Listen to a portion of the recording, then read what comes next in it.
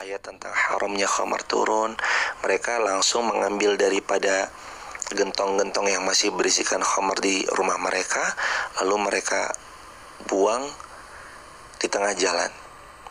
Sampai-sampai ada beberapa asar yang menceritakan bahwa di salah satu gang-gang di kota tersebut itu terdapat daripada air-air khamar yang menggenang. Ketika mereka dapat kebenaran tuh mereka nggak deny.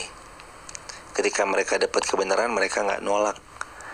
Ketika mereka dapat kebenaran tuh mereka sami'na wa ata'na. Dan ketika mereka dapat kebenaran, mereka nggak terus kemudian membelakangi kebenaran tersebut.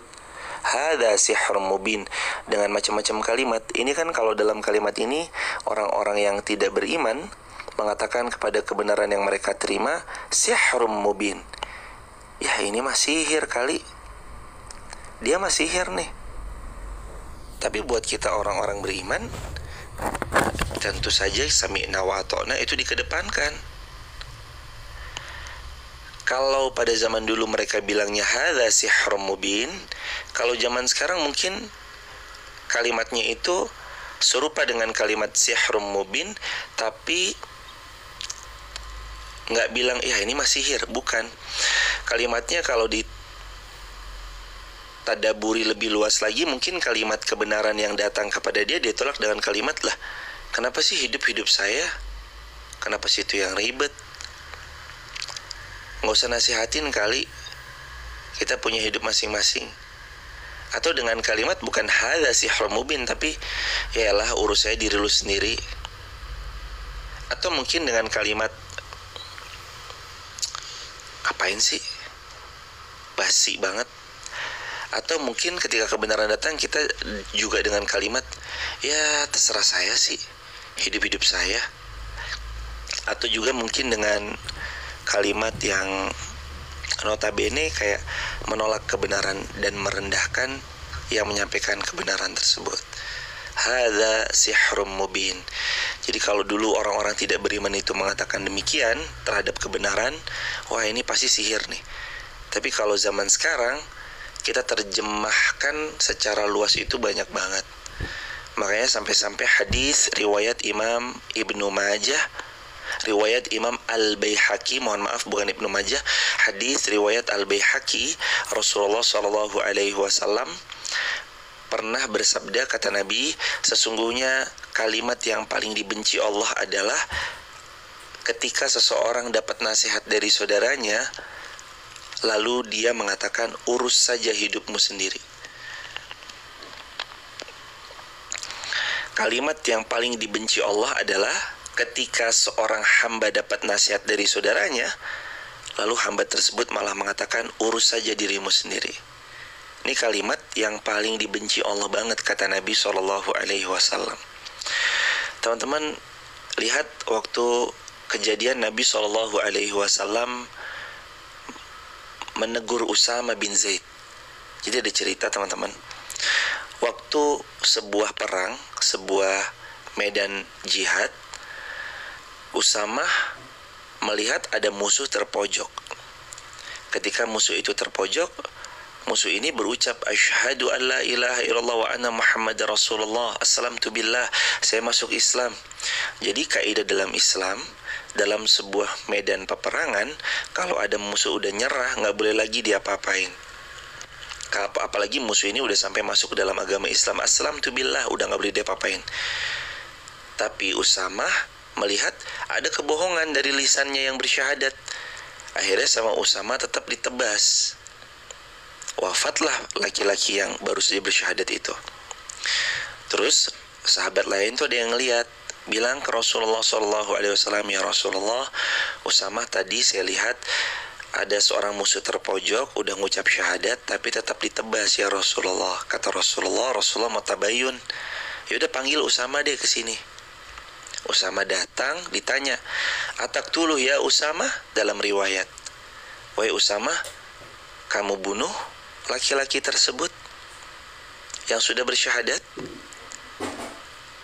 Lalu kata Usama, iya ya Rasulullah, tapi sesungguhnya dia itu berbohong dengan syahadatnya, karena dia sudah terpojok posisinya.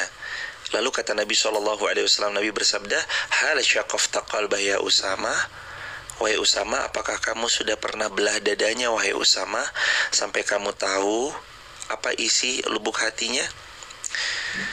Lalu Nabi SAW berusaha memberitahu, tapi dengan cara yang elegan. yakni Usama diingatkan sama Nabi, ya Usama, mada taqul bila ilaha illallah yaumal qiyamah. Wahai Usama, besok kamu di hari kiamat gimana bersaksi terhadap orang yang sudah mengucap la ilaha illallah tapi tetap kamu hilangkan nyawanya. Usama waktu itu mengatakan dalam sebuah riwayat, Nabi terus mengulang-ulang kalimat itu sampai aku menginginkan kalaulah hari itu aku baru masuk Islam yang pertama kalinya. Artinya Usama tuh gak deny sama sekali nasihatnya Nabi SAW. Bahkan Usama tuh menerima bahwa iya, kalau emang salah ya saya akui salah. Bahkan hari itu Usama bilang, duh, andai kiranya aku baru masuk Islam lagi nih. Para ulama muhadisin itu mengatakan ingin beliau memperbaiki dirinya lagi, mulai dari nol. Kesalahan semuanya beliau akui sebagai kesalahan. Lalu beliau ingin memperbaiki diri dari nol. Yang kedua, beliau sama sekali nggak deny perkataan Nabi SAW. Dan itu kerennya sahabat. Hari-hari ini menerima kebenaran yang disampaikan itu sesuatu yang gak gampang ya teman-teman. Menerima kebenaran yang diucapkan itu sesuatu yang gak mudah, karena banyak banget godaannya. Hadza sihrun mubin. Karena condongnya manusia itu punya hawa nafsu. Innan nafsa la'ammaratun bisu. Allah berfirman dalam Al-Quran, sesungguhnya hawa nafsu itu condongnya mengajakmu untuk terus berbuat keburukan, termasuk menolak kebenaran. Nah, tulis di kolom komentar ya teman-teman. Salah satu penyebab sulit dapatnya hidayah adalah menolak kebenaran. Tulis di caps lock besar-besar, salah satu penyebab sulitnya mendapat hidayah adalah menolak kebenaran. Ditulis di kolom komentar, di caps lock kalau berkenan. Salah satu penyebab sulitnya mendapat hidayah adalah menolak kebenaran. Saya berkali-kali melihat wajah dan matanya seorang yang berbinar-binar ketika melihat kebenaran itu, walaupun hari ini mereka belum menjadi yang melakukannya. Itu biasanya karena mereka terima dulu kebenarannya gitu. Ada seorang dulunya nih pernah berbuat riba, lalu ada seorang pemateri menyampaikan haramnya riba. Salah satunya misalkan Al-Baqarah 275. Wa harramar riba, Allah haramkan jelas-jelas kepada kalian, yakni riba. Dia tahu dia lagi ngelakuin itu. Dia tahu dia masih ada di dunia itu, atau dia masih punya cicilan yang bersinggungan sama hal yang berbau riba itu. Tapi mata yang berbinar-binar melihat kebenaran itu jiwanya akan Allah lapangkan.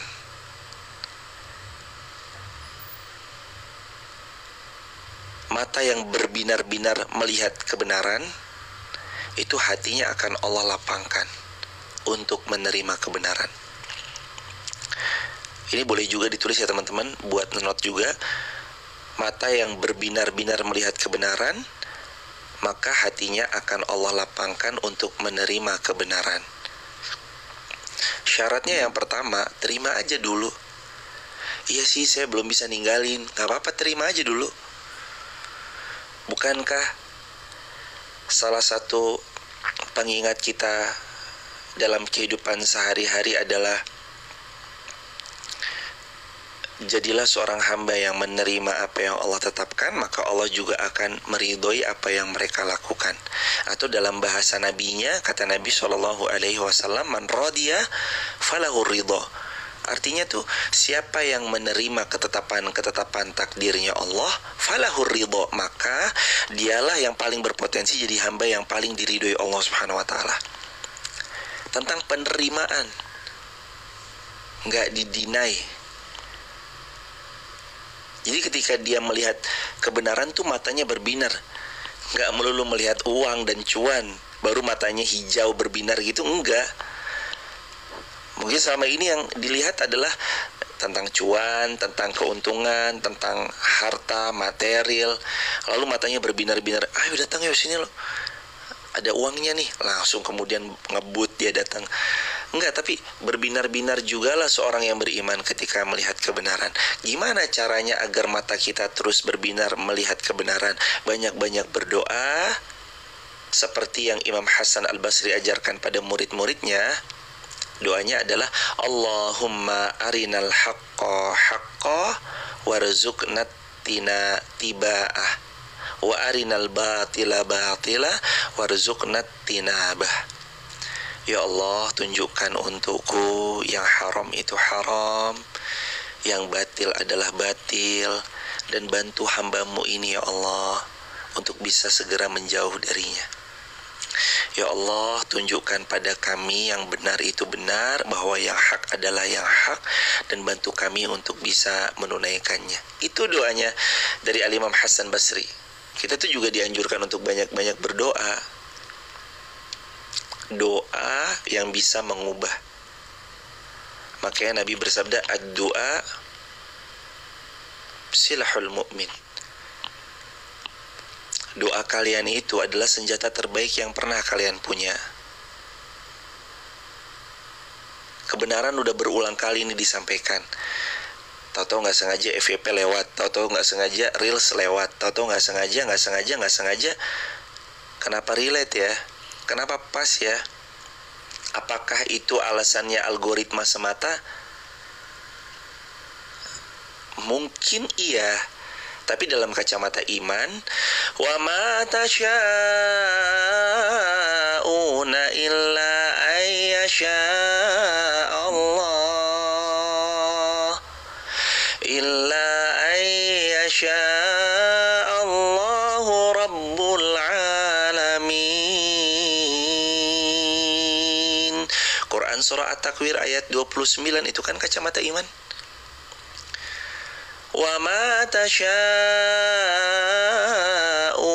illa ayyasha Allah, dan tidaklah apapun yang terjadi, dan tidaklah FYP yang lewat di beranda kita, dan tidaklah explore yang muncul di feed Instagram kita, dan tidaklah postingan yang tiba-tiba muncul di status story WhatsApp teman-teman kita, illa ayyasha Allah,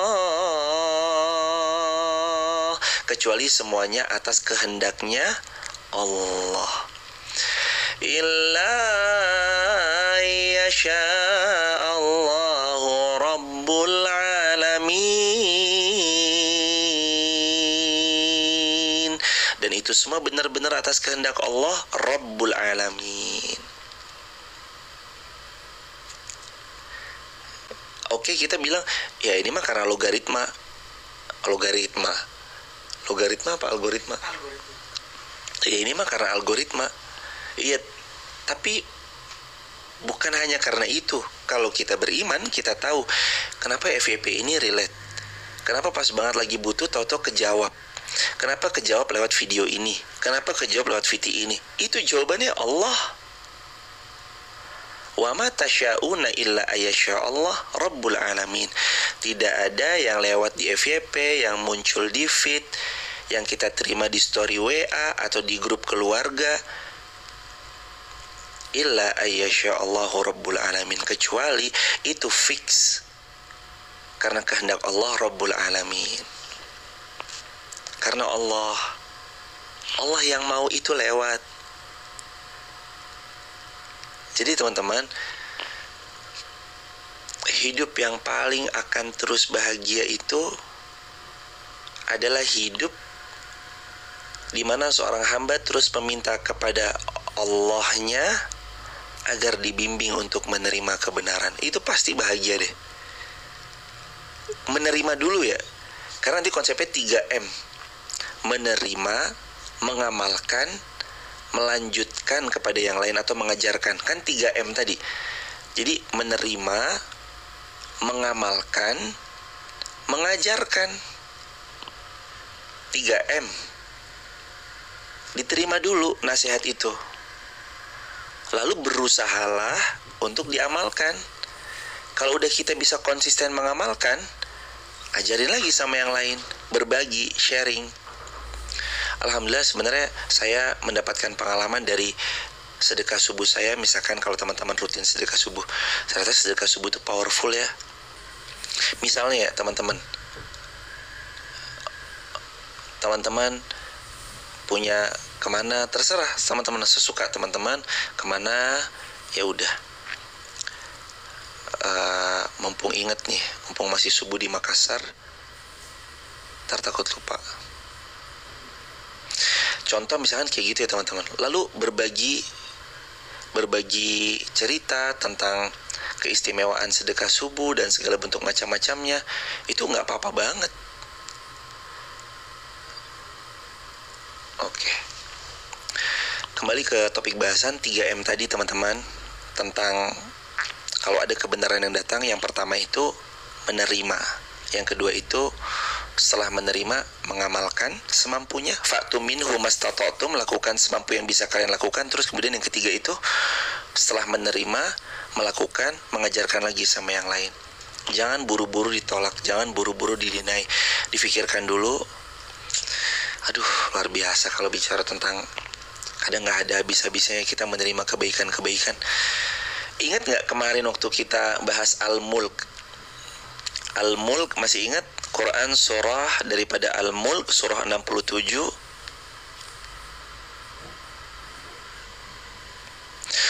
وَقَالُوا لَوْ كُنَّا نَسْمَعُ أَوْ نَعْقِلُ مَا كُنَّا فِي أَصْحَابِ السَّعِيرِ فَاعْتَرَفُوا بِذَنبِهِمْ فَسُحْقًا لِأَصْحَابِ السَّعِيرِ. Mereka berkata, aduhai sekiranya dahulu kami mendengarkan atau kami mau memikirkan atas nasihat-nasihat yang datang, tentulah kami tidak akan termasuk penghuni neraka yang menyala-nyala. Aduhai, lau kunna nasma', coba kami dengar ya, au nakil, lalu kemudian kami pertimbangkan dengan usaha dan effort yang kuat. Nggak gampang sih teman-teman untuk bisa menerima kebenaran itu, emang nggak gampang. Tapi kalau kita terus minta sama Allah, Allah yang akan memudahkan kita untuk bisa nerima kebenaran itu. Jadi hari ini temanya adalah tentang lapang dada untuk menerima kebenaran. Apalagi kalau teman-teman punya jabatan ya, wah itu nggak gampang sih. Apalagi kalau teman-teman punya kekuasaan, punya jabatan, lagi dititipi Allah, dititipi oleh dengan harta yang banyak, itu menerima kebenaran tuh nggak gampang banget. Kadang kebenaran yang datang tiba-tiba, apaan sih? Emang Anda siapa sih? Kadang kayak gitu. Itu sifat dasar manusia banget. Sifat dasar manusia banget tuh, suka nolak kalau ada kebenaran yang datang. Tapi kan iman menyatakan sebaliknya. Iman itu menyatakan tunduklah, aslim taslam. Kalau kata Nabi kepada Raja Heraklius, ila Hirakal azimir Rum, aslim taslam. Wahai Raja Heraklius, penguasa Romawi, masuk Islam kamu akan selamat. Aslim taslam. Jadi kuncinya tuh penerimaan dulu. Terima, maka kita akan selamat. Susah teman-teman nerima kebenaran tuh, mungkin kalimatnya lebih tepatnya tidak mudah ya. Tidak mudah nerima kebenaran itu. Tapi dengan pertolongan Allah bisa, dan tidak mudah nerima kebenaran itu karena mungkin tadi ya benar ada rasa egois, ada perasaan kayak enggak kok ini yang benar. Padahal mungkin kebenaran itu sifatnya subjektif ya, dari lingkungan kita, tempat kita tinggal, mungkin circle kita. Ada seorang pernah bilang gini, Setiap hari aku habiskan waktu bersama mereka yang selalu bermaksiat kepada Allah. Lalu ketika aku sholat meskipun terlambat, mereka menyebutku, wah alim sekali ya, kayak gitu. Padahal sholatnya terlambat. Dan bahkan ini sholatnya mungkin bukan 5 waktu, tapi cuma dari satu hari yang 5 waktu, dia cuma sholat 1 waktu. Udah disebut alim banget ya. Karena ia ada pada circle yang sudah sangat terlampau jauhnya dari Allah. Tapi begitu aku masuk ke lingkungan yang salih, lalu aku melihat mereka yang menjaga sholat 5 waktunya, aku lalu bersadar diri bahwa aku ternyata belum ada apa-apanya. Nah kan circle kan. Kita di circle yang belum hafal Quran, kita punya hafalan An-Naba aja, padahal belum juz 30, baru An-Naba. Wah semua udah kayak, wah suhu. Padahal kita baru hafal An-Naba doang, An-Nazi'at belum, Abasa belum, At-Takwir belum, Asy-Syams belum. Kita baru hafal An-Naba aja. Itu kita kayak udah, wah suhu. Hafal sampai An-Naba nih. Padahal kalau kita masuk lalu bergaul dalam sebuah lingkungan yang mereka adalah penghafal Al-Quran, kita akan sadar, ya Allah, hafal An-Naba tuh ternyata belum ada apa-apanya ya. Mereka udah hafal Al-Baqarah, Ali Imran, An-Nisa, Al-Maidah, Al-An'am, Al-A'raf. Ternyata mereka udah sejauh itu ya, dan kita masih di sini-sini aja. Penting teman-teman, 3 circle pergaulan yang teman-teman harus punya. Yang pertama, bergaullah kepada yang lebih solih daripada kita untuk jadi motivasi.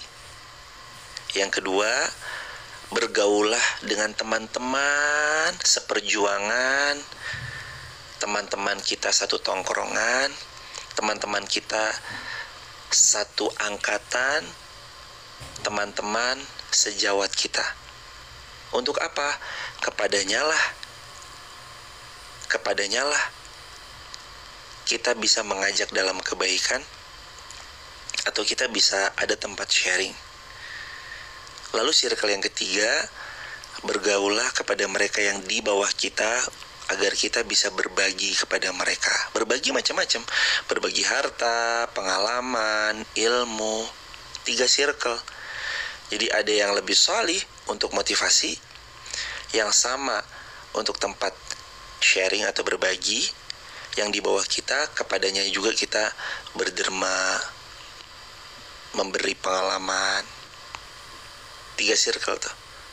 Orang yang lebih solih untuk jadikan motivasi, teman sejawat. Teman sejawat sih lebih ke apa ya, kayak ya udah kita ngobrol santai bareng sama teman-teman sejawat, teman-teman seperjuangan. Sis, datang ke sini yuk kita ngobrol gitu. Bro, kumpul di sini yuk, kita sharing yuk. Syukur-syukur kita gaul sama mereka tuh untuk mewarnai mereka kembali kepada yang lebih baik. Lingkungan ada gas dan remnya. Kalau bahasa mudanya itu, kita jadi gas dan remnya buat mereka. Mereka terlalu ngegas, makin jauh banget dari Allah, kita rem-rem. Kayak udah terlalu jauh deh. Umur kita kayak bukan umur main-main lagi deh. Apalagi umur yang udah setengah perjalanan hidup manusia lebih. Itu sudah banyak warningnya sih. Umur setengah perjalanan maksudnya, kan kata Nabi begini ya, dalam hadis Tirmidzi Nabi bersabda, a'maru ummati ma baina sittin. Umur umatku, kata Nabi, rata-rata sittin, 60. Aqalluhum may yajuzu dzalik. Lebih dari 60 tuh jarang banget, kalaupun ada ya itu bonus aja. Sedikit banget yang bisa melampaui 60 tahun. Maka tadi muncul statement, apalagi kalau udah usia setengah perjalanan hidup manusia. Artinya umur kita ini udah umur 30 up. Umur 30 up itu bukan udah, itu sudah bukan umur main-main lagi. Umur 30 up itu Udah bukan umur-umuran penasaran dengan dosa lalu dia ngelakuin, penasaran dengan maksiat lalu dia cicip-cicip, ternyata ketagihan. Karena sifatnya maksiat kan kayak gitu ya, nagih. Sifatnya dosa itu, sekali ya dosa dilakukan tuh kayak nagih gitu loh, nagih. Makanya teman-teman, Nabi bersabda, mohon maaf kalau di Instagram koneksi buruk ya, tapi Instagram, halo, assalamualaikum teman-teman Instagram, udah bisa ya? Udah bisa lagi nyambung? Tadi sempat terjeda beberapa detik. Kembali lagi by the way, karena Allah berfirman dalam Al-Quran, wa ma ubarri'u nafsi inna nafsa la ammaratum bisu illa ma rahima rabbi. Wa ma ubarri'u nafsi, ya saya nggak bilang diri saya itu bebas, saya nggak bilang diri saya itu suci, enggak, saya nggak bilang begitu. Wa ma ubarri'u nafsi, inna nafsa, karena sesungguhnya hawa nafsu itu la amaratum bisu, selalu dan cenderungnya tuh ngasih tahu kita untuk berbuat su, keburukan, kejahilan, kemaksiatan, ngajak sama yang buruk-buruk terus, ngajak sama yang jauh dari Allah terus. Makanya teman-teman kembali ke ayat Al-Ahqaf tadi, ayat yang ke-7, hadza sihrum mubin. Ini masih sihir ini. Jangan dibilang kayak gitu ya sama kebenaran. Iyain aja. Iya nih, saya bisa nih pasti. Dan ternyata, Masya Allah, Tabarakallah, kita tuh dalam kebenaran itu nggak diminta kecuali untuk lakukan semampunya. Dan kapasitas kemampuan manusia beda-beda, dan Allah faham itu kok. Allah faham itu. Makanya Nabi bersabda sallallahu alaihi wasallam, fa'tu minhu mastata'tum. Kamu tuh lakuin aja semampu yang kamu bisa, di mana kamu tinggal, gimana effort, siapa circle, siapa lingkungan. Tapi Allah minta lewat lisannya Nabi sallallahu alaihi wasallam, fa'tu minhu mastata'tum. Lakukan yang terbaik semampu yang bisa kamu lakukan. Yuk lakuin aja yang terbaik. Bisanya kita apa? Atau dalam hadis riwayat Muslim, fattaqullaha mastata'tum. Riwayat Muslim yang sama, wa ma amartukum bih fa'tu minhu mastata'tum. Sama maknanya. Bertakwalah kepada Allah semampu yang kalian bisa. All out, totalitas, zero mistake, perfeksionis.